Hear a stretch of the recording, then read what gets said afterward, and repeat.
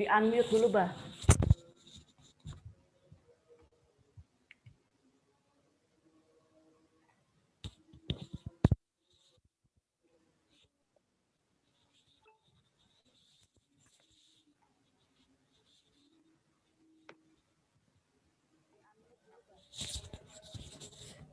Ya, Shalom saudara-saudara, pada hari ini kita akan membahas tentang kitab Kejadian, khususnya yang berbicara tentang manusia pertama, Adam dan Hawa. Dan kemudian fokus kita akan menyoroti tentang kejatuhan manusia pertama dan penebusan Tuhan, di mana pertama kali disampaikan, itulah yang dikenal sebagai Injil pertama, atau yang dikatakan sebagai protoevangelion. Nah, jadi sebagaimana kita tahu bahwa setelah manusia diciptakan sebagai puncak segala ciptaan Tuhan, karena manusia diciptakan menurut gambar dan rupa Allah, maka disitulah digambarkan bahwa setan itu dalam bentuk ular yang digambarkan dalam Kejadian 1, itu adalah binatang yang paling cerdik, ya, dari segala binatang yang ada di darat yang dijadikan oleh Tuhan Allah. Ular itu berkata kepada perempuan itu, tentulah Tuhan berfirman, semua pohon di dalam taman ini jangan kamu makan buahnya, bukan? Lalu saut perempuan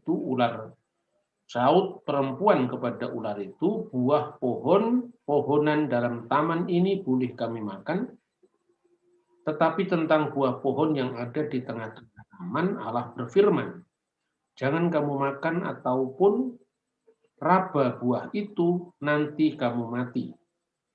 Tetapi ular itu berkata kepada perempuan itu, sekali-kali kamu tidak akan mati, tetapi Allah mengetahui bahwa pada waktu kamu memakannya, matamu akan terbuka, dan kamu akan menjadi seperti Allah, tahu tentang yang baik dan yang jahat.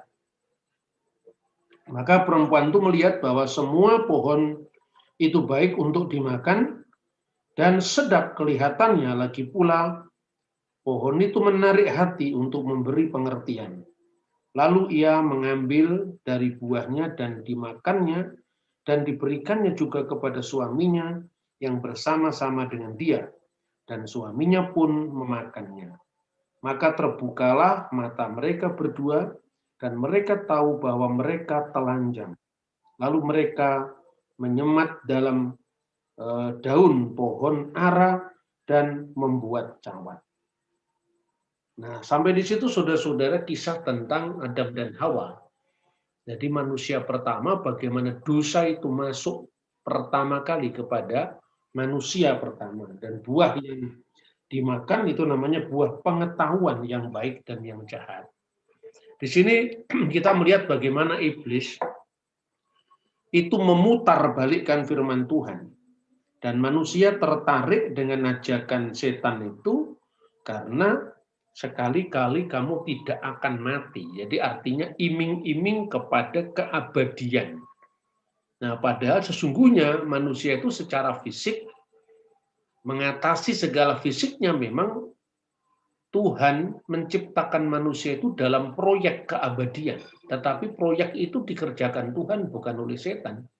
Tapi setan merampas itu, dan manusia pertama itu lupa bahwa sesungguhnya proyek Tuhan itu telah diserobot oleh setan yang menjanjikan bahwa kalau kamu makan buah itu, kamu tidak mati. Jadi ini artinya manusia yang rindu kepada keabadian. Lalu akhirnya apa? Justru ketika kedua makhluk itu makan buah pengetahuan, jadi intinya tidak usah kita berspekulasi itu buah apa. Karena memang Alkitab tidak mencatat itu. Tetapi buah pengetahuan itu artinya buah etika sebetulnya. Kesadaran tentang baik dan yang jahat. Nah, itulah tekanannya pada kisah itu. Yang kedua adalah ketaatan. Sebab manusia diciptakan oleh Tuhan itu memiliki kehendak bebas. Tetapi di atas semuanya itu Tuhan memberikan syarat kepada manusia itu taat kepada firman-Nya. Tapi justru di situ manusia tidak taat, malah tergelincir oleh bujukan syaiton atau bujukan setan. Lalu ketika manusia telah jatuh ke dalam dosa itu, kemudian dia menutupi ketelanjangannya dengan menyemat daun pohon ara. Dan artinya manusia mulai menyadari bahwa dia telah berbuat salah. Lalu ketika mereka mendengar bunyi langkah Tuhan Allah yang berjalan-jalan dalam taman itu pada waktu hari sejuk, bersembunyilah manusia dan istrinya itu terhadap Tuhan Allah di antara pohon-pohonan dalam taman. Nah, ini untuk pertama kali dalam Alkitab digunakan bentuk yang namanya antropomorfisme, dari kata antropos, manusia. Antropomorfisme itu artinya menggambarkan Tuhan, begitu dekatnya relasi itu supaya bisa dipahami oleh manusia, maka digambarkan Tuhan berjalan-jalan, Tuhan menyesal, dan itu nanti akan menyebar di seluruh kitab suci Taurat, termasuk kitab Kejadian terutama. Nah, jadi artinya apa yang ditekankan di situ, bahwa manusia dengan Tuhan itu bisa dipahami dengan dua cara. Yang pertama, cara transenden. Cara transenden itu menggambarkan Tuhan dengan segala kebesarannya yang tak tergapai oleh pemahaman manusia, oleh tangan manusia, oleh pikiran manusia. Itu transenden. Nah, kemudian yang kedua itu gambaran yang imanen, yaitu gambaran kedekatan yang sedemikian rupa sehingga manusia Tuhan digambarkan dalam bahasa yang dipahami manusia. Tuhan berjalan-jalan di taman pada hari yang sejuk, itu kan gambaran, masa Tuhan jalan-jalan? Artinya digambarkan seperti manusia. Nah, ketika orang Kristen memahami itu rahasia inkarnasi, kalau Yesus yang berjalan-jalan ya wajar. Karena dalam keadaannya sebagai manusia, dia melakukan aktivitas kemanusiaan, termasuk jalan-jalan, bahkan bisa mati dalam keadaannya sebagai manusia. Tetapi kalau Tuhan dalam pengertian wujudnya Sang Pencipta, yaitu Sang Sembahan atau Allah atau Elohim itu, digambarkan berjalan-jalan di taman, tentu itu harus ditafsirkan secara metaforis. Nah, makanya sejak dahulu, termasuk sebelum zamannya Tuhan Yesus, itu orang Yahudi memiliki tradisi menerjemahkan Alkitab, ya khususnya Perjanjian Lama itu dalam bahasa Aram, khususnya sepulang pembuangan, lalu mereka menamakannya dengan Targum. Ya, karena dalam pembacaan ayat-ayat berikutnya kita nanti akan berbicara tentang Targum itu apa. Jadi Targum itu kira-kira begini, saudara. Targum itu bahasa Aramaik, bahasa yang dipakai sehari-hari oleh Tuhan Yesus. Tuhan Yesus itu kalau ke sinagog, ke rumah ibadat, ke bait Allah, dia doanya pakai bahasa Ibrani terbesar, ya. Seperti 18 berkat yang disebut Shemoneh Esreh, ya, itu memakai bahasa Ibrani. Tetapi kadang-kadang juga doanya memakai bahasa Aram, misalnya doa Kadis. Dan itu kemungkinan yang menjadi pola dari doa Bapa kami, sehingga murid-murid Yesus itu bertanya, bagaimana kami diajarkan berdoa, karena Yohanes sudah mengajarkan berdoa pada murid-muridnya. Lalu Yesus mengajarkan doa Bapa kami, dan itu polanya persis sama dengan doa Kadis. Dan doa Kadis itu diucapkan dalam bahasa Aramaik, ya. Itu Targum. Lalu sepulang dari pembuangan Babel, itu kisahnya orang-orang Yahudi itu sudah banyak yang tidak memahami bahasa Ibrani klasik. Nah, maka mulailah sejak zamannya Esra dan Nehemia, mereka membaca Taurat itu, dan kemudian seorang maturgeman. Maturgeman itu bahasa Indonesianya penerjemah, bahasa Arabnya mutarjim. seorang penerjemah, ya. Jamaknya matur gemanim, ya. Itu artinya penerjemah. Lalu penerjemah itu kemudian mengartikan dari bahasa Ibrani ke dalam bahasa Aram. Mula-mula itu lisan, di setiap rumah ibadat setiap kali ada khotbah atau ada homili. Lama-lama terjemahan-terjemahan bebas yang disebut targum itu dikumpulkan, dan kemudian muncullah terjemahan dalam bahasa Aram yang dikenal dengan targum. Nah, targum itu keberadaannya bisa dilacak dari zaman sebelum Yesus. Misalnya targum Ayub yang ditemukan di naskah-naskah Laut Mati. Tapi kemudian setelah akhir abad pertama mulailah dibukukan yang namanya Targum Onkelos, itu zamannya setelah Kristen. Sekalipun tradisi lisannya itu sudah muncul jauh sebelum Yesus, terbukti adanya Targum Ayub. Kemudian ada bahkan Targum yang ditulis setelah zaman Islam. Misalnya Targum Onkelos yang Targum Pseudo Yonatan misalnya, itu setelah zaman Islam. Pada awal baik-baiknya hubungan antara Islam dan Yahudi, orang Yahudi yang berada di bawah pemerintah Islam. Dan memang pemerintah Islam waktu itu dalam masa-masa tertentu itu memang sangat toleran terhadap keberadaan orang Yahudi, dan di masa-masa yang lain itu adalah masa-masa yang kadang-kadang tegang karena ada penindasan. Jadi ini sejarahnya seperti itu, saudara-saudara. Lalu apa cirinya targum? Cirinya targum itu setiap kali mereka membaca teks-teks yang sifatnya itu antropomorfisme, jadi Tuhan seolah digambarkan seperti manusia, itu selalu tetragrammaton, 4 huruf suci, ya, misalnya Adonai yang bacaannya itu, atau Baal Shem, Tuhan Sang Nama, atau Hashem, nama itu selalu dibaca dengan memra Adonai, memra Tuhan. Jadi kalau Tuhan berjalan-jalan di taman pada hari yang sejuk, itu ditulis firman Tuhan berjalan-jalan pada waktu hari yang sejuk.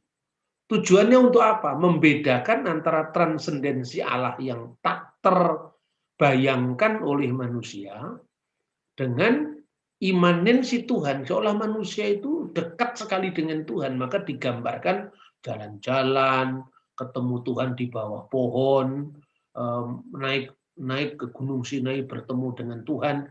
Itu yang disebut dengan gambaran-gambaran antropomorfisme tadi. Jadi bukan berarti orang Yahudi mengerti paham mujazimah, tidak. Mujazimah itu paham yang mengatakan Tuhan itu berjisim, tidak. Itu harus dimaknai secara metafor, dan semua agama itu saya kira ada yang namanya metamor untuk memahami firman Tuhan, itu saya kira ada, ya. Misalnya kalau kita menggambarkan Tuhan itu punya tangan, punya mata, mencipta dengan kedua tangannya, Tuhan turun, itu artinya kan misalnya turun ketika Tuhan membatalkan, nanti kita akan pelajari tentang Menara Babel, itu kan Tuhan turun. Tidak perlu digambarkan kalau Tuhan turun yang di atas kosong, bukan seperti itu. Nah, makanya mempelajari teologi itu mesti juga mempelajari yang namanya filsafat ketuhanan, supaya kita bisa membedakan antara mana yang transenden dan mana yang imanen. Dan dalam ilmu agama-agama itu apa namanya transendensi, imanensi, itu selalu ada. Masa kalah sama orang Jawa yang mengatakan Tuhan itu aduh tanpa wangenan, cedak tanpa singgolan. Itulah namanya transendensi dan imanensi. Nah, itu yang digambarkan dalam pasal 23 ayat 8. Tapi Tuhan Allah memanggil manusia itu dan berfirman kepadanya, di manakah engkau? Nah, pertanyaannya, apa Tuhan itu tidak tahu Adam dan Hawa lagi di mana? Ya Tuhan tahulah. Tapi pertanyaan di manakah engkau itu bukan berarti Tuhan harus bertanya dulu karena Tuhan tidak maha tahu, ya tidak seperti itu. Dan misalnya orang tua anaknya nakal misalnya. Disuruh ini nggak boleh, tapi tetap melanggar. Nah, kemudian suatu saat dia melakukan kesalahan dan orang tuanya tadi mengatakan, oh kok baik sekali kelakuanmu ya. Nah, apa artinya kelakuannya baik? Enggak, itu kan sindiran. Dan itu dalam bahasa manusia pun ada yang seperti itu. Maka kita memahami teks-teks keagamaan itu jangan pemahaman yang harafiah. Kemudian pemahaman seolah-olah teks keagamaan itu seperti buku kamus yang berlaku di sepanjang abad. Itu bukan itu. Itu lihat konteksnya. Manakala kitab suci berbicara tentang perumpamaan, ya harus dipahami secara metafor perumpamaan. Manakala kitab suci berbicara tentang moral, etika, ya harus mutlak, tidak bisa ditawar-tawar. Manakala kitab suci berbicara tentang hal yang sifatnya faktual, ya faktual misalnya.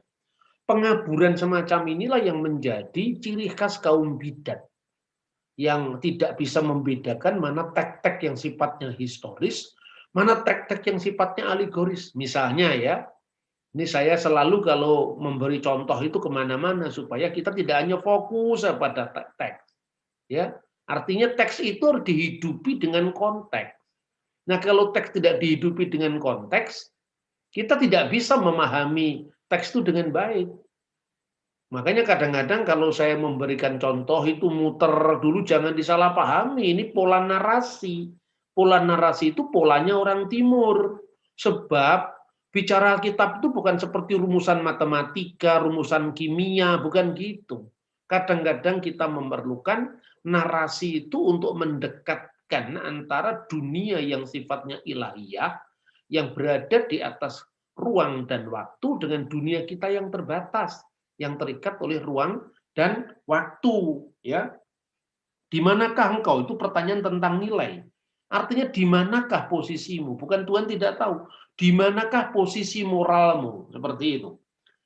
Ia menjawab, ketika aku mendengar bahwa engkau ada di dalam taman ini, aku menjadi takut karena aku telanjang. Sebab itu aku bersembunyi. Jadi ungkapan ini ungkapan pertanggungjawaban manusia pertama ketika ditanya posisi moralnya. Berarti kamu ini melanggar, kan gitu kan?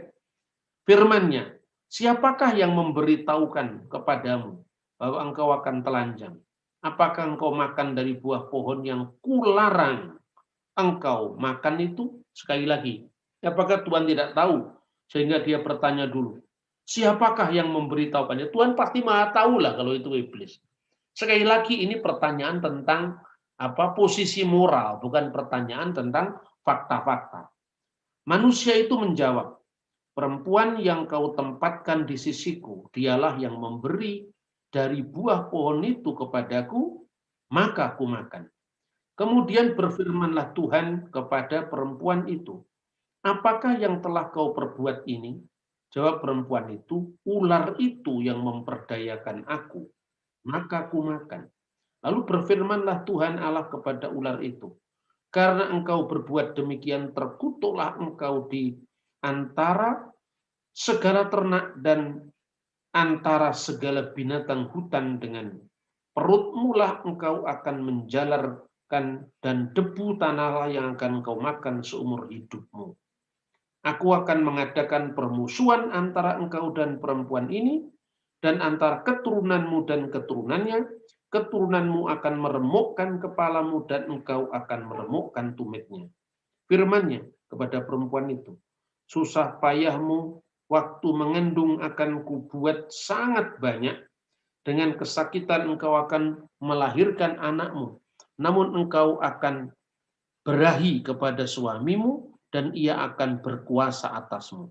Lalu firman-Nya kepada manusia itu, karena engkau mendengarkan perkataan istrimu dan memakan dari buah pohon yang telah kuperintahkan kepadamu, jangan makan daripadanya, maka terkutuklah tanah karena engkau, dengan bersusah payah engkau akan mencari rezekimu dan tanah seumur hidupmu. Semak duri dan rumput duri akan dihasilkannya bagimu, dan tumbuh-tumbuhan di padang akan menjadi makananmu. Dengan berpeluh engkau akan mencari makananmu sampai engkau kembali lagi menjadi tanah, karena disitulah engkau diambil, sebab engkau debu dan engkau akan kembali menjadi debu. Nah, saudara-saudara, ini jelas sekali narasi ini khususnya berbicara tentang bagaimana dosa itu mulai masuk ke dunia. Lalu ular langsung dihukum tanpa diajak dialog. Hawa dihukum setelah diajak dialog. Adam pun ditanya oleh Tuhan, diajak dialog. Kenapa iblis itu nggak diajak dialog sama Tuhan? Karena iblis itu bukan makhluk dialog. Makanya dari pertama kan dia memang sudah, setelah pemberontakannya kepada Tuhan, dia memang menggelincirkan manusia. Makanya Tuhan tidak perlu lagi menanya kepada setan itu.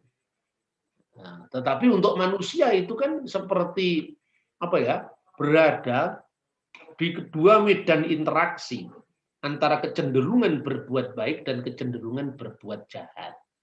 Nah, kehendak bebas yang dalam diri manusia itulah yang nanti dalam teologi Yahudi jauh setelah ini, setelah zaman Musa, itu dikenal dengan Yeser Hara dan Yeser Hatov.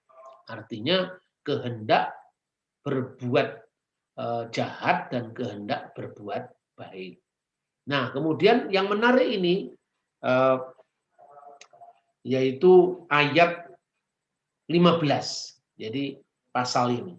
Aku akan mengadakan permusuhan antara engkau dan perempuan ini, antara keturunanmu dan keturunannya.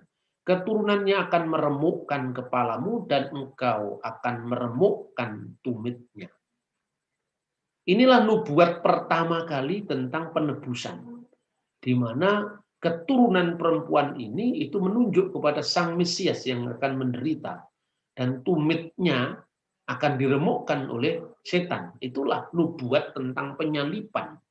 Jadi penyalipan itu sudah diwartakan oleh Tuhan di awal penciptaan manusia, begitu manusia jatuh ke dalam dosa. Dan itulah pula yang apabila kita membaca di dalam Injil, kadang-kadang kalau kita membaca dalam suasana yang polemik, mencari salahnya orang, yang tidak akan ketemu. Belajar agama itu mesti dengan hati nurani yang bersih, ya. Kita harus belajar apa maksudnya firman itu, bukan kemudian sekedar kita untuk memojokkan orang. Karena ini logika-logika polemik seperti ini tidak menyehatkan otak kita dan juga tidak menetralkan mata kita untuk melihat kebenaran.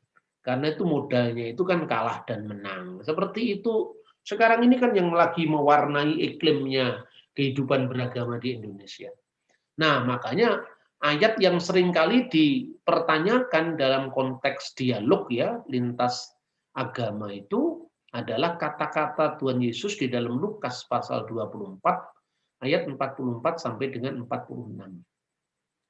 Inilah perkataanku yang telah kukatakan kepadamu ketika aku masih bersama-sama dengan kamu, yakni bahwa harus digenapi semua yang ada tertulis tentang aku dalam kitab Taurat Musa dan kitab nabi-nabi dan kitab Mazmur.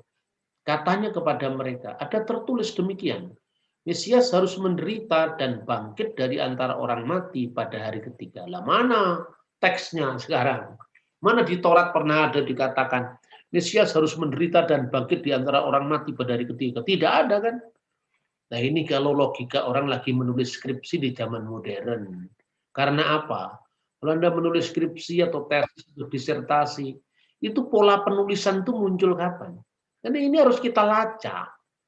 Kalau kita ngutip satu kutipan, lalu kutipan itu kutipan langsung sesuai dengan kata-kata orang yang kita kutip, itu harus ditulis dengan spasi masuk, terus kemudian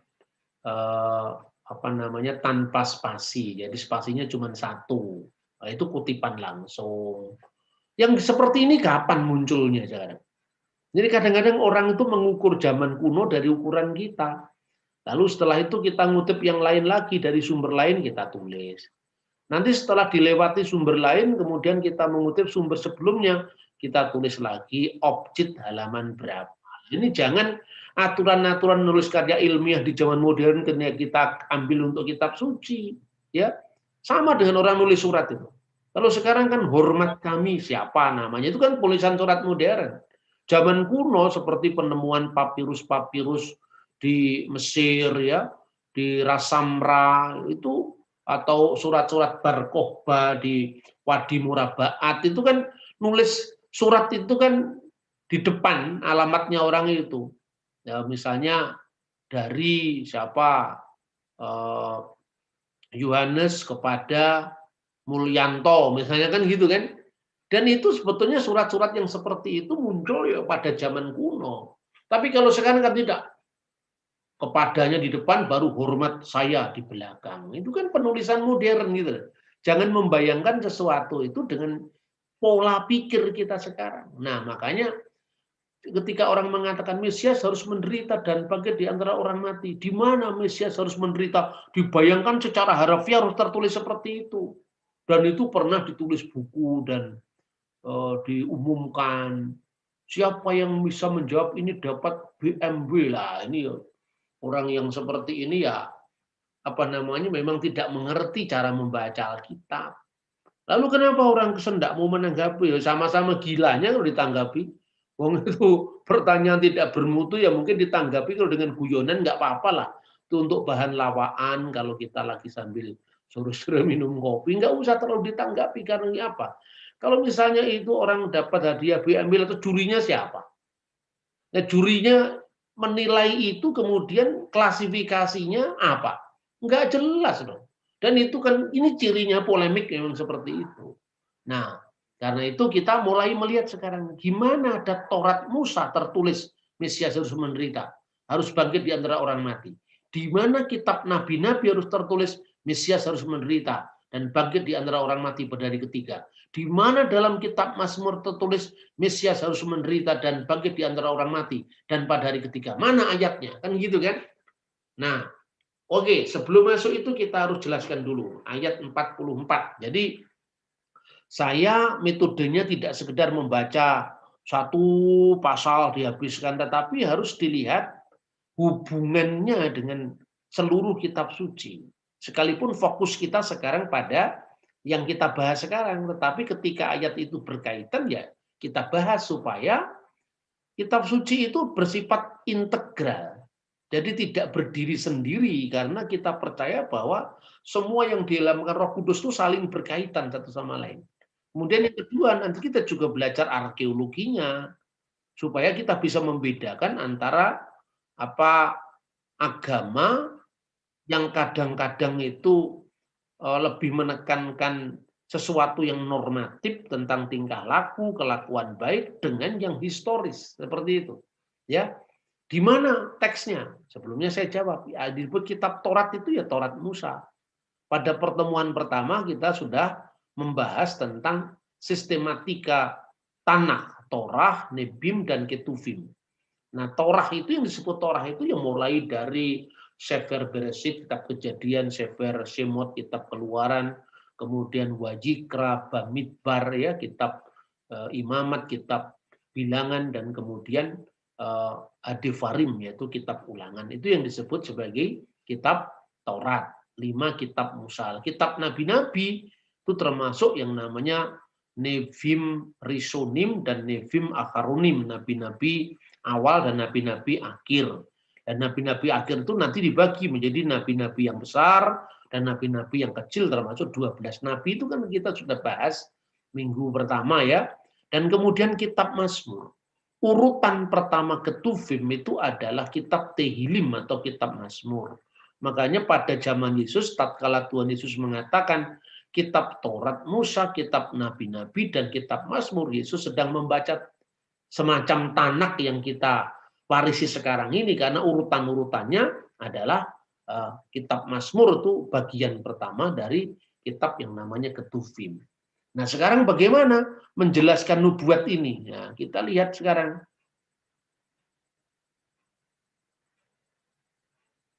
Ya, ini. Mesias harus menderita dan bangkit di antara orang mati pada hari ketiga. Itu harus digenapi, kata Yesus. Yakni semua harus digenapi yang tertulis tentang aku bahwa Mesias harus menderita, bangkit di antara orang mati, dan bangkit pada hari ketiga. Di antara orang itu ada hari ketiga. Pertama sekarang kita lihat penggenapan nubuat ya dalam Taurat Musa sekarang. Mana ayatnya? Nah, kalau secara umum kitab Taurat itu bicara tentang kebangkitan orang mati pun tidak eksplisit. Perhatikan. Maka dikumpulkan bersama keluarganya itu artinya mati. Harapan akan dunia akan datang. Ya seperti kalau orang Indonesia mengatakan, kemana bapaknya? Oh minta maaf Pak, bapak sudah dipun pundut. Nah, dipun pundut itu diambil. Siapa yang ngambil bapakmu? Diambil oleh Tuhan maksudnya, pulang ke rahmatullah, itu loh. Itu ungkapan-ungkapan bahasa manusia kan selalu ada, mana yang sifatnya apa? Saklek, mana yang sifatnya itu simbolik dalam bahasa manapun juga. Makanya saya selalu membaca kitab suci itu selalu dengan pendampingan perspektif budaya, perspektif bahasa, perspektif apa namanya sejarah, perspektif arkeologi. Kita bukan menyulit-nyulitkan jemaat, tidak. Karena kalau kita membaca kitab suci hanya sepotong-sepotong, itu akan menimbulkan kesalahpahaman, ya. Nah, secara eksplisit ayat-ayat Taurat, nabi-nabi, Mazmur termasuk Ketuvim disebut dalam Targum Aramaik bahwa semuanya itu akan digenapi biyume malka Mesiha pada zamannya Raja Mesias. Nah, sekarang di dalam kitab Taurat ya harus menderita. Mesias harus menderita. Mana? Itu tadi Kejadian 3:18 kita akan membaca bagaimana Targum. Nah, contoh ya, ini ungkapan dari Targum. Sebentar, saya tunjukkan teksnya. Nah, ini. Aku akan mengadakan permusuhan antara engkau dan perempuan ini, antara keturunanmu dan keturunannya. Keturunannya akan meremukkan kepalamu, dan engkau akan meremukkan tumitnya. Saya berikan contoh ini Midras Beresit Rabah. Bukan kita mau cari pembenaran dari orang Yahudi sama sekali, tidak. Tapi artinya bahwa tafsiran yang mengkaitkan Kejadian 3 ayat 15 ini juga tidak asing bagi cara para rabi untuk menafsir. Rabi Tanhuma berkata, dalam nama Rabi Samuel, Hawa memiliki rasa hormat kepada benih keturunan yang datang di tempat lain. Siapakah dia? Dia adalah Raja Mesias. Jadi ini bukan tafsiran Kristen gitu loh maksud saya. Sekalipun orang Yahudi memahami itu bukan Yesus, tetapi orang Kristen menafsirkan itu bukan sekedar tafsiran bebasnya dia. Dia memiliki akar dari pemahaman Yudaisme pada umumnya. Nah, demikianlah Targum menerjemahkan, Targum ingat ya tadi sampai menerjemahkan Kejadian 3 ayat 15 yang teksnya harafiah dalam bahasa Ibrani itu, aku akan mengadakan permusuhan antara engkau dan perempuan ini, antara keturunanmu dan keturunannya, keturunannya akan meremukkan kepalamu dan engkau akan meremukkan tumitnya. Ini diterjemahkan begini sama orang Yahudi ya dalam Targum Neofiti.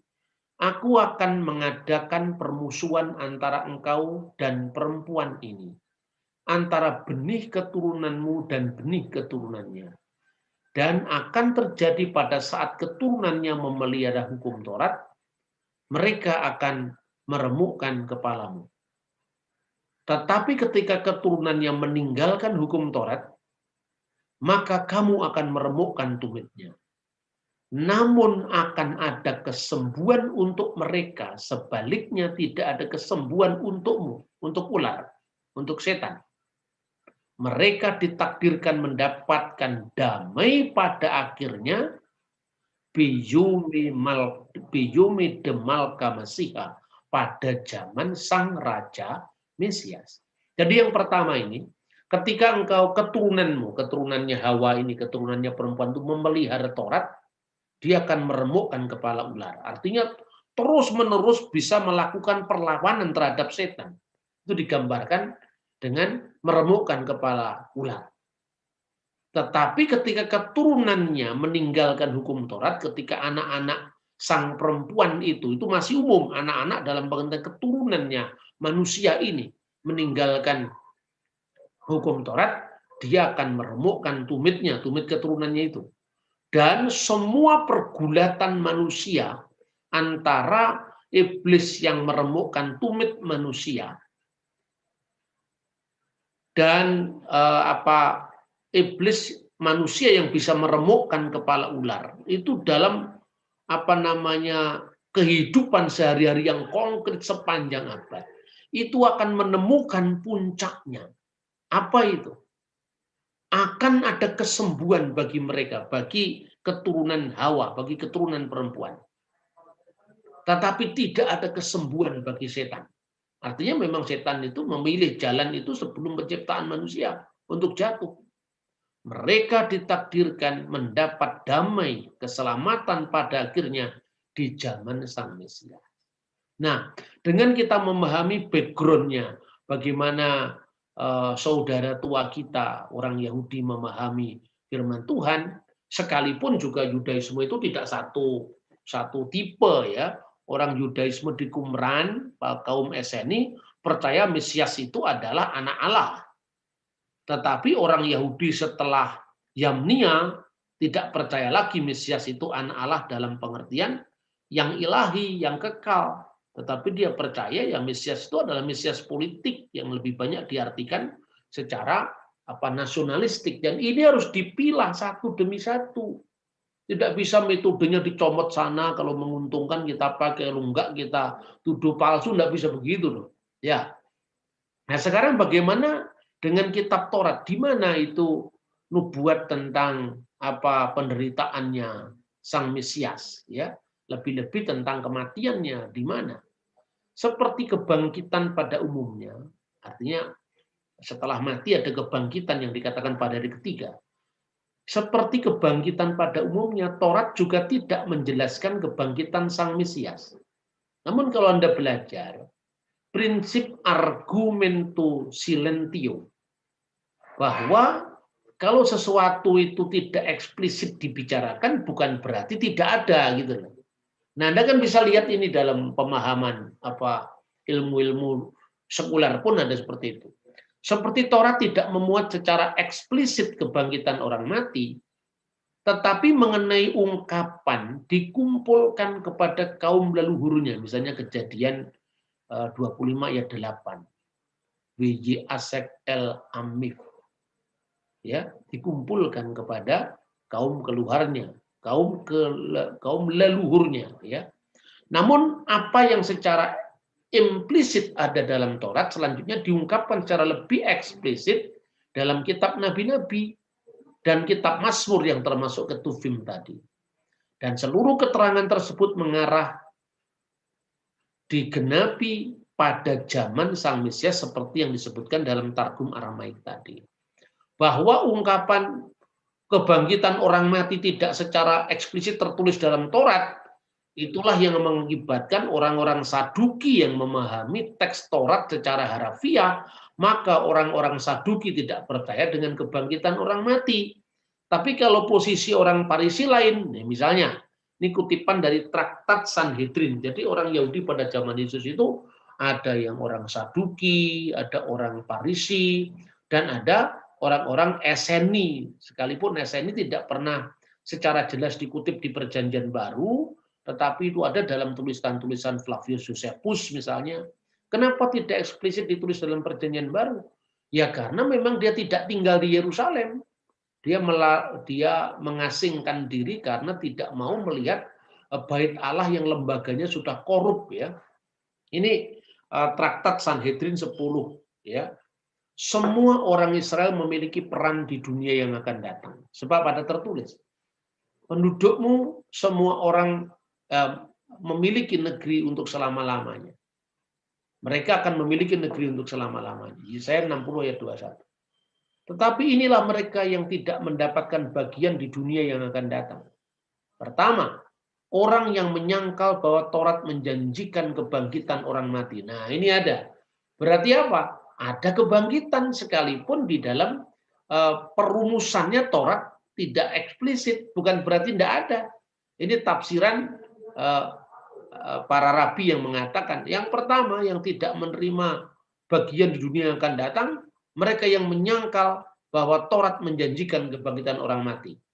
Yang kedua yang menyangkal asal-usul surgawi Taurat. Artinya pewahyuan Taurat dan orang skeptis. Rabi Akiba berkata, juga orang yang membaca buku-buku sesat dan mereka bergumam ragu atas ayat, aku tidak akan menimpakan kepadamu salah satu penyakit yang aku timpakan kepada orang Mesir. Artinya orang yang tidak beriman. Dan lebih parah daripada itu, kata Rabi Saul, siapa yang mengucapkan nama ilahi seperti yang tertulis. Itu yang disebut lason hara. Jadi lidah jahat karena membaca huruf-huruf suci nama Tuhan itu. Ya, dengan Yehova atau dengan Yahweh itu dianggap sebagai mengucapkan nama ilahi secara kurang ajar, karena hanya tertulis tapi tidak boleh diucapkan. Ini tradisi para rabi. Jadi artinya bahwa Taurat tidak bicara eksplisit dengan kebangkitan orang mati, bukan berarti Taurat tidak mengenal kebangkitan orang mati. Lah kalau kebangkitan pada umumnya saja tidak disebutkan eksplisit, kenapa kita harus menuntut dalam kitab Taurat kalau disebutkan bangkitnya Mesias gitu. Nah, ini cara membaca kitab suci yang benar, bukan sekedar diutak-atik sesuai dengan zaman kita. Nah, kemudian yang kedua, di mana sebutan Mesias harus menderita di dalam kitab nabi-nabi. Yesaya 53 yang paling terkenal. Dengan bilur-bilurnya kita disembuhkan. Ya, jelas sekali dalam kitab Yesaya 53 yang disebut sebagai mazmur tentang hamba Tuhan yang menderita. Lalu juga ada Talmud Sanhedrin 98b. Lalu di mana dalam kitab Mazmur tentang Mesias yang menderita, Mazmur 22 sampai di situ Yesus berseru, Eli Eli lama sabachthani, jubahnya dibagi-bagikan, itu kan jelas sekali. Berarti untuk nubuat harus menderita ini ada di dalam Taurat secara implisit, ada di dalam Yesaya 53 dalam kitab nabi-nabi, eksplisit dalam Mazmur eksplisit. Nah, itu yang pertama, menderita. Bangkit di antara orang mati. Ya, seperti kebangkitan pada umumnya juga tidak disebutkan, maka disebut argumento silentio. Lalu bangkit di antara orang mati menurut kitab nabi-nabi. Ia akan melihat benihnya. Usianya akan berlanjut dan melihat terang. Lalu di mana dalam Mazmur tentang bangkit di antara orang mati? Mazmur 16 ayat 10 dan 11. Lalu pada hari ketiga, di mana itu? Dalam budaya Yahudi, pada hari ketiga sebagai ungkapan penjelas dari bangkit dari antara orang mati. Itu disebutkan dalam Hosea pasal 6 ayat 2. Nah, kita lanjutkan sekarang.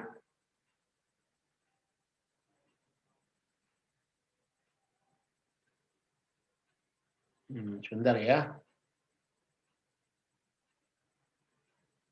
Oh, sorry. Ya. Kemudian terkait dengan nubuat Mesias yang menderita dalam Injil pertama atau proto-evangelium Kejadian pasal 3:15 itu, kemudian gereja memahami bahwa itu digenapi oleh Kristus. Dan ini ternyata bukan tafsiran khas Kristen. Dalam Targum sudah ada itu kan. Kemudian siapa identitas dari perempuan yang melahirkan Sang Mesias itu? Tentu firman itu diucapkan kepada Hawa, perempuan pertama, ya, istrinya Adam, kan begitu kan? Tapi ungkapan sang perempuan itu menjadi ungkapan yang kemudian terus dihayati dalam sepanjang kitab suci. Misalnya, ya, dalam bahasa Ibrani kata perawan itu secara eksplisit ditulis dalam Alkitab bahasa Yunani yang dikenal Septuaginta, yaitu parthenos. Tapi di dalam bahasa Ibrani, kata almah itu juga bisa berarti perawan. Kalau menurut Hieronymus, ya, penerjemah Alkitab dalam bahasa Latin, Vulgata itu sebetulnya perempuan yang tersembunyi, perempuan yang bukan misteri, perempuan yang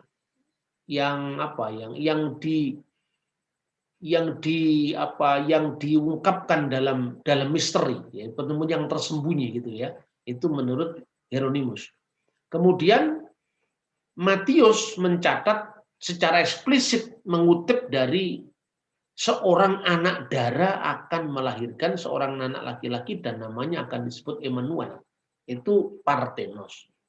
Kemudian kata Ibrani dalam Yesaya pasal 7 ayat 4 tadi sudah disampaikan ya, yang itu diartikan sebetulnya seorang gadis atau gadis muda atau gadis yang belum menikah dengan varian ayat-ayatnya yang sangat banyak.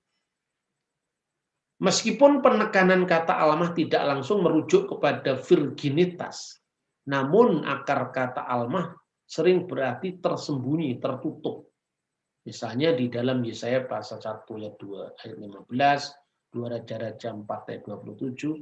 Karena itu kata almah juga menyiratkan keperawanan. Ini seperti yang ditafsirkan oleh Hieronymus yang mengartikan perawan sebagai perawan yang tersembunyi tadi. Kemudian ada kata lain yang lebih menekankan virginitas, yaitu betulah.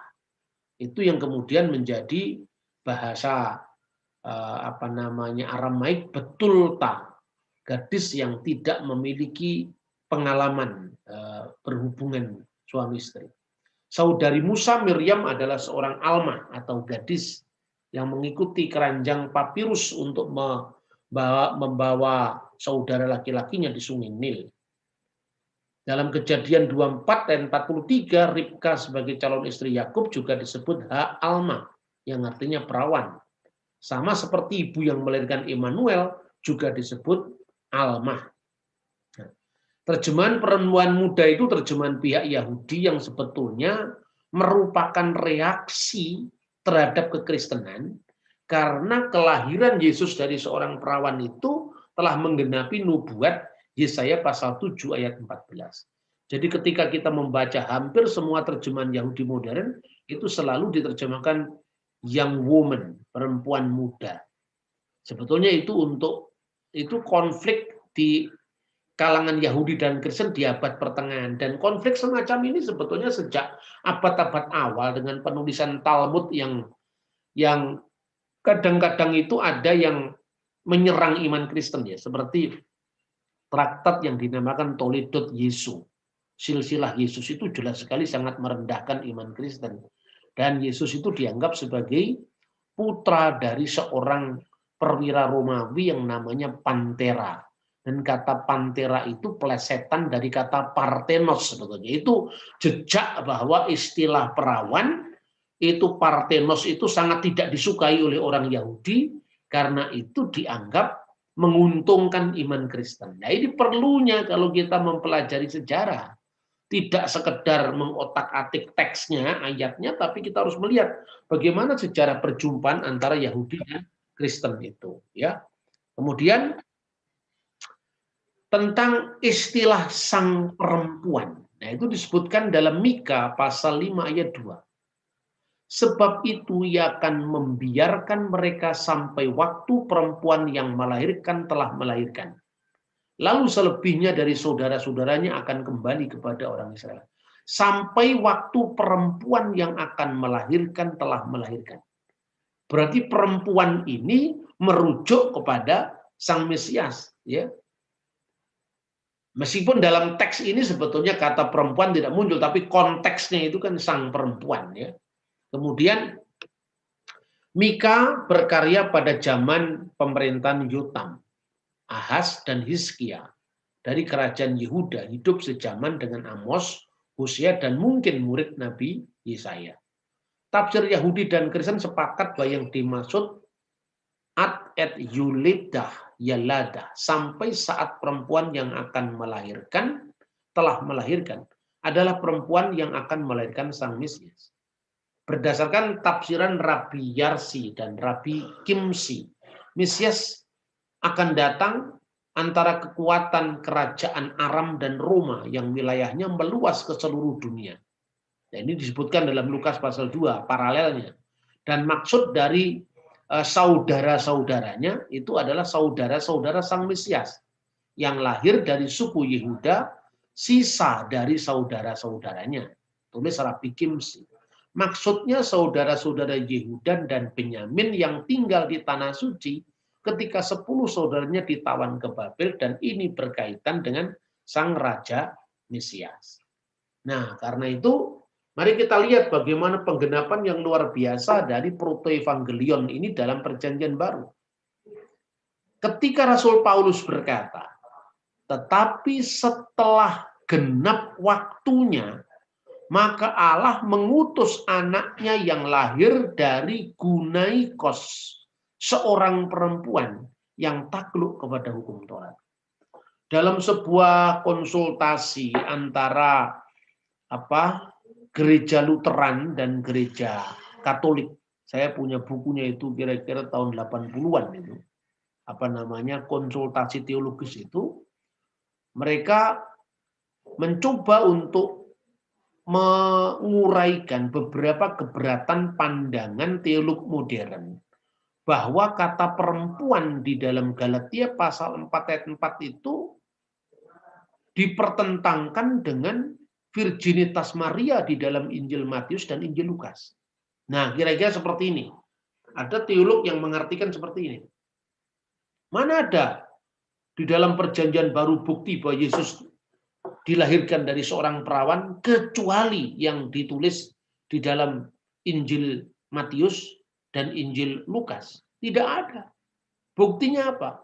Surat Paulus yang ditulis sebelum keempat Injil itu hanya mengatakan seorang perempuan. Berarti perempuan itu kan tidak harus perawan. Berarti artinya Yesus tidak harus dilahirkan oleh seorang perawan. Nah itu. Maka dalam konsultasi teologis itu kemudian dibahas. Apakah perempuan Gunaikos di dalam Galatia 4 ayat 4 itu sebagai antitesis atau diperlawankan dengan virginitas Maria, sang Parthenos itu, jadi Gunaikos versus Parthenos, perawan versus perempuan. Itu bukan merupakan bukti Yesus tidak dilahirkan oleh seorang perawan, atau kata perempuan itu punya makna lain yang ditekankan oleh Paulus. Nah itu. Nah kemudian kedua gereja itu menyepakati, dan saya kira demikian juga tafsiran gereja ortodok. Saya ngomong begini karena kebanyakan audien kita kan dari gereja barat. Lalu kemudian ditunjukkan bahwa kata Gunaikos di situ sebetulnya tidak diperlawankan dengan keperawanan Maria. Kalau keperawanan Maria itu kan teksnya di Injil Matius pasal 1 ayat 23 penggenapan dari Yesaya pasal 7 ayat 14. Sementara kalau Gunaikos itu paralelnya justru dengan kitab Kejadian pasal 3 ayat 15 tadi tentang keturunan seorang perempuan tadi. Ya, dari kata ha-isyah. Kata sandang itu ha itu de, isyah itu artinya ya woman, ya. Itu diterjemahkan dengan tes Gunaikos.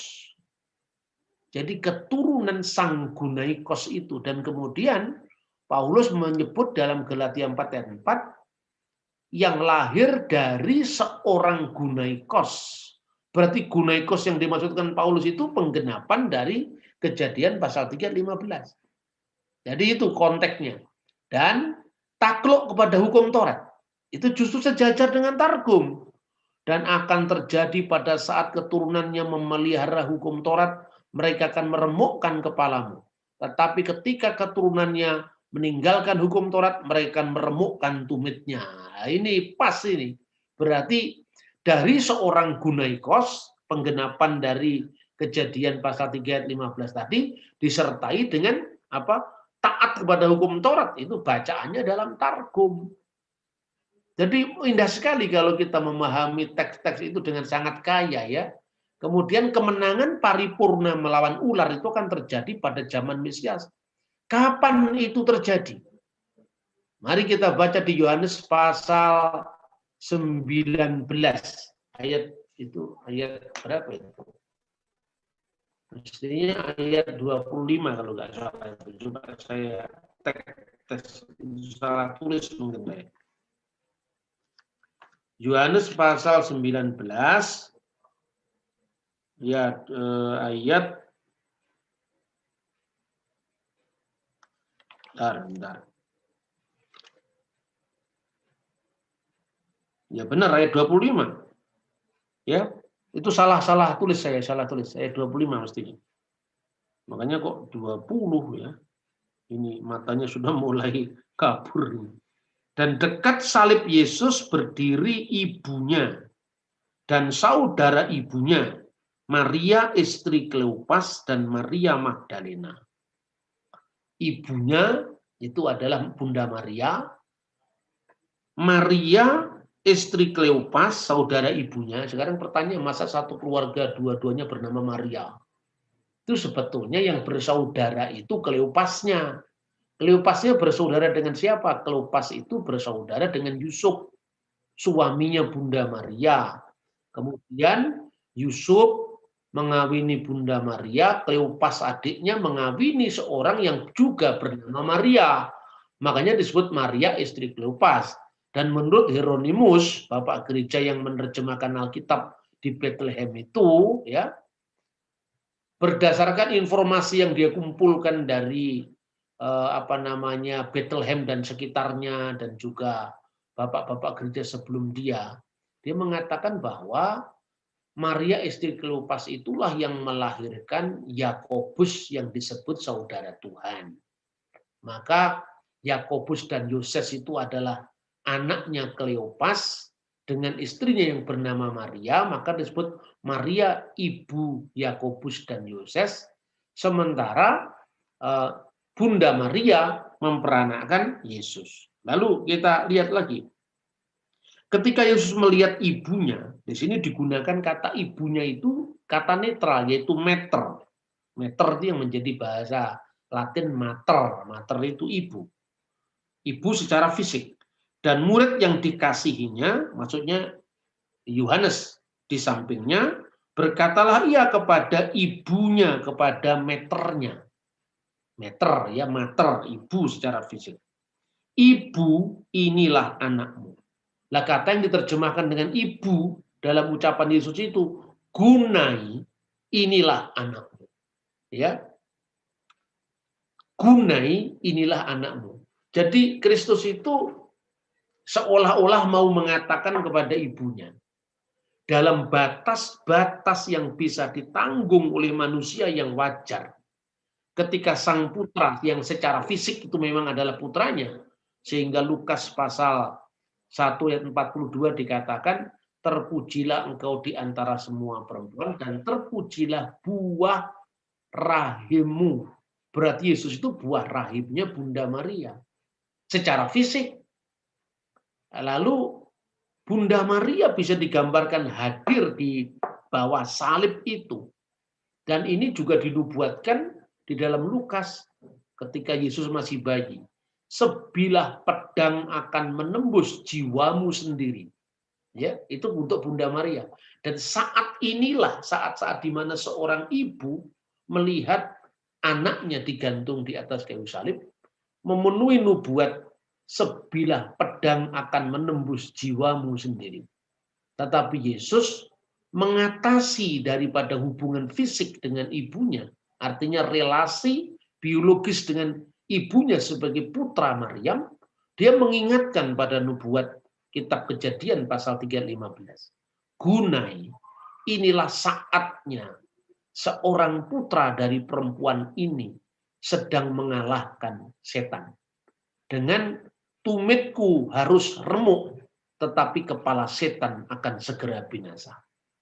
Itulah saat-saat penggenapan itu. Dan saya meyakini bahwa apa yang dikatakan oleh Yesus itu memang mengarah kepada penggenapan dari Kejadian pasal 3 ayat 15. Ibu gunai, inilah anakmu. Ingat dengan kata sang perempuan. Gunai kos, yang itu adalah sang Maria, sang Hawa yang baru. Ya, dan ini juga cocok dengan apa yang tertulis dalam tafsiran para rabi. Dan seperti dikatakan Rabi Tanhuma tadi, Hawa memiliki rasa hormat untuk benih yang datang dari tempat lain. Nah, tempat lain itu rahim lain yang bukan rahimnya, tetapi itu adalah keturunannya, yaitu Maria. Melalui Hawa, dosa ini masuk ke dunia. Melalui ketidaktaatan Hawa. Tetapi melalui ketaatan Maria, penebusan itu terjadi melalui Kristus putranya. Nah, Adam yang pertama, yaitu Adam yang jatuh itu, adalah bapa kebinasaan. Tetapi Adam yang terakhir, yaitu Sang Mesias, adalah bapa yang kekal. Dan itulah maksudnya nubuat Nabi Yesaya, namanya akan disebut penasihat yang ajaib, Allah yang perkasa, bapa yang kekal, Raja Damai.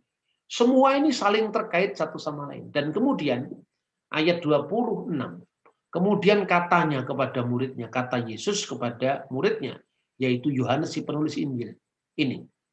Inilah metermu, meter so. Inilah metermu.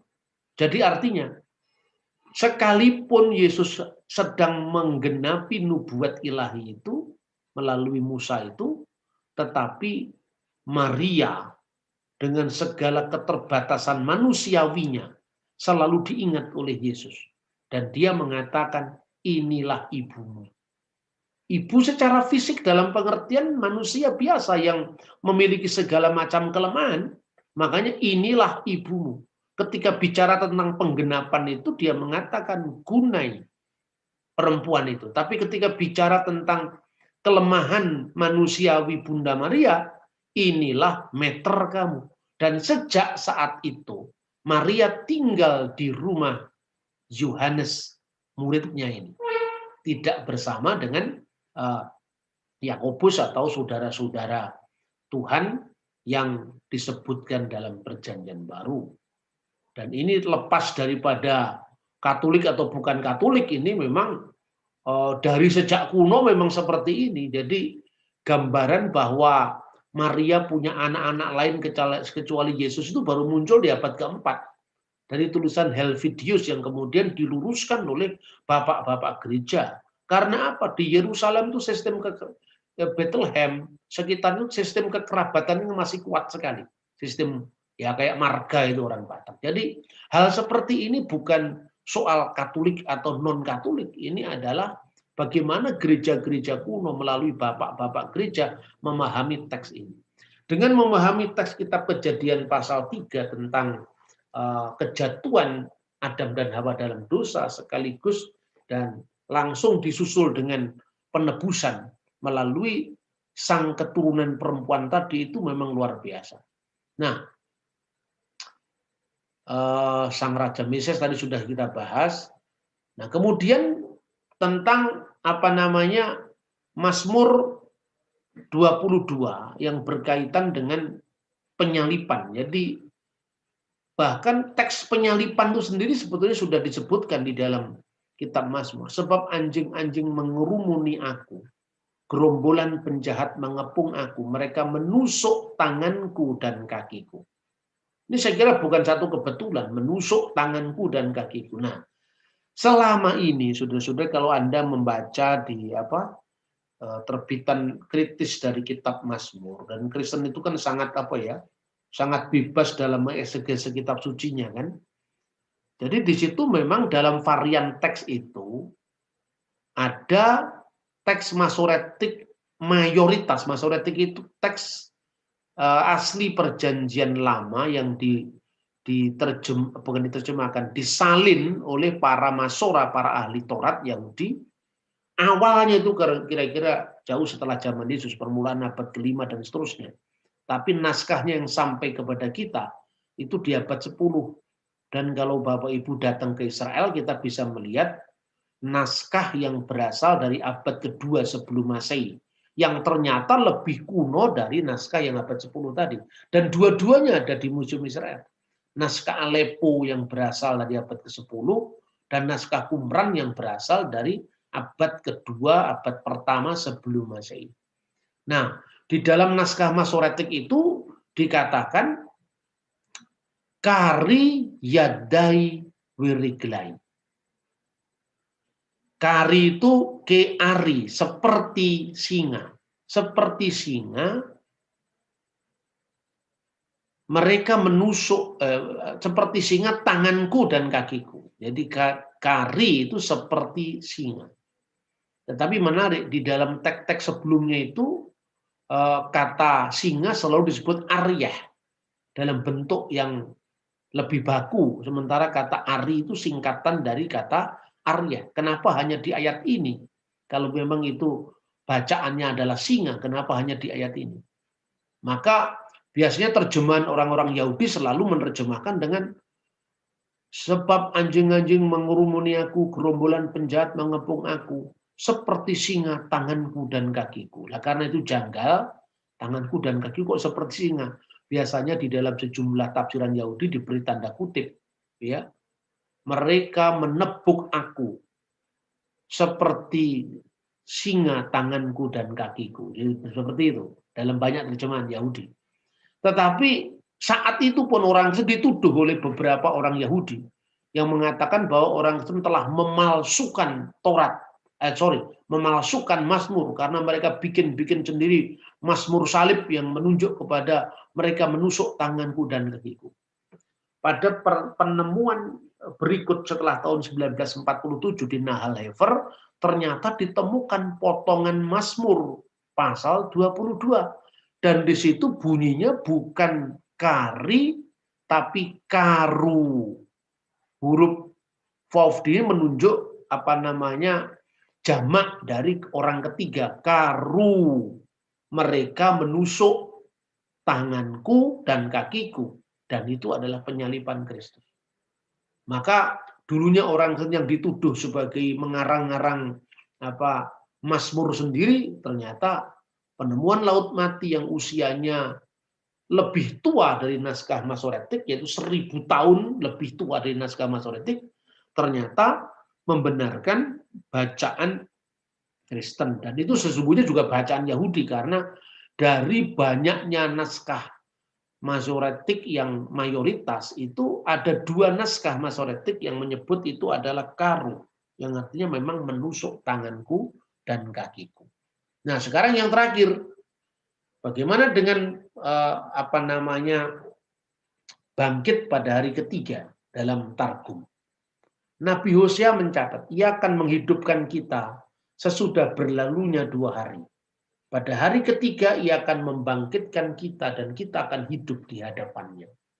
Dalam Targum Yonatan, ungkapan mi yumayim, ya, yom yumayim, setelah berlalunya 2 hari dimaknai dengan yumei nahmata, hari-hari penghiburan yang akan datang, dan bayom haslisi, pada hari ketiga diterjemahkan dengan yom ehayut mitaya dalam bahasa Arab, yang artinya hari kebangkitan orang mati.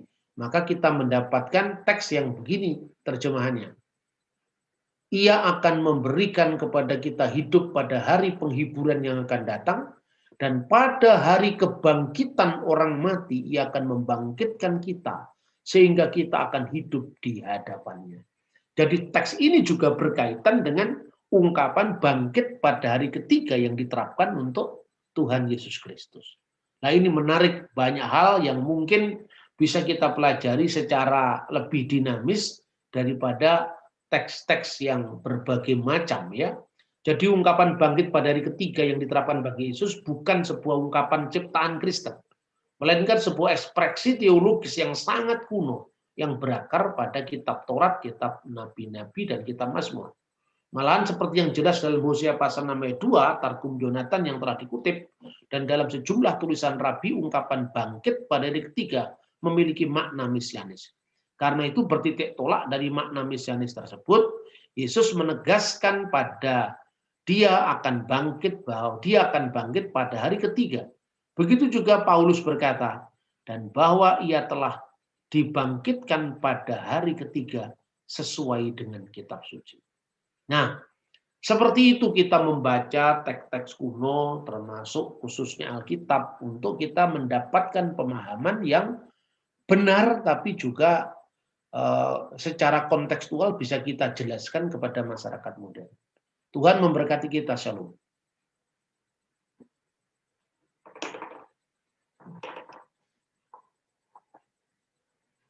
Ya, halo.